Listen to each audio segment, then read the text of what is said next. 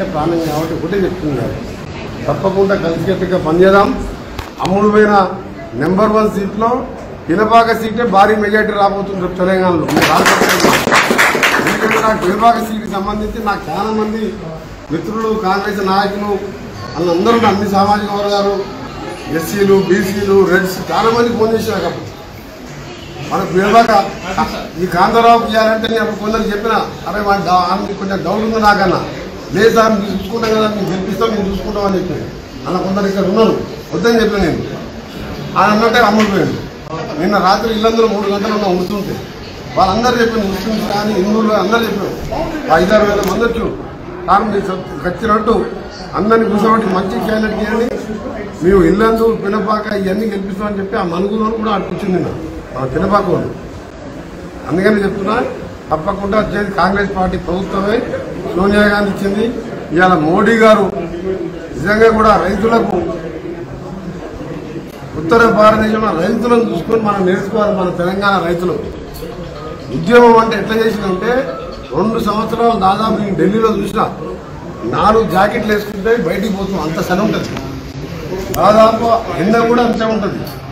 650 మంది చనిపోయిన వాళ్ళ మీదకెళ్ళి మినిస్టర్ల కొడుకు కారు తీసుకుపోయి 8 మందిని చంపిన రైతు చట్టాలు, నల్ల చట్టాలు రద్దు చేయాలని చెప్పి ఉద్యమం చేసిన ఉద్యమం స్వాతంత్ర ఉద్యమం కంటే పెద్ద ఉద్యమం అది.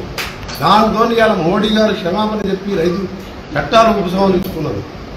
అదేవిధంగా కేసీఆర్ను కూడా గద్దెదించడానికి ఉత్తర భారతదేశం రైతులు చేసిన ఉద్యమం లాంటి ఉద్యమం చేసి కాంగ్రెస్ పార్టీ కార్యకర్తలు మనం నింపకపోతే ఇవాళ రోజుకు ఒక పిల్లగాడు నిరుద్యోగ నోటిఫికేషన్ లేక ఆత్మ బలిదానాలు తీసుకుంటున్నారు. మన ఉద్యోగాలు మనకు వస్తాయంటే ఖాళీగా ఉన్న 1,90,000 ఉద్యోగాలు నింపుతలేవాడు. మనం ఎందుకు చనిపోవాలి? తెలంగాణ ఉద్యమం కోసం చనిపోయాడు.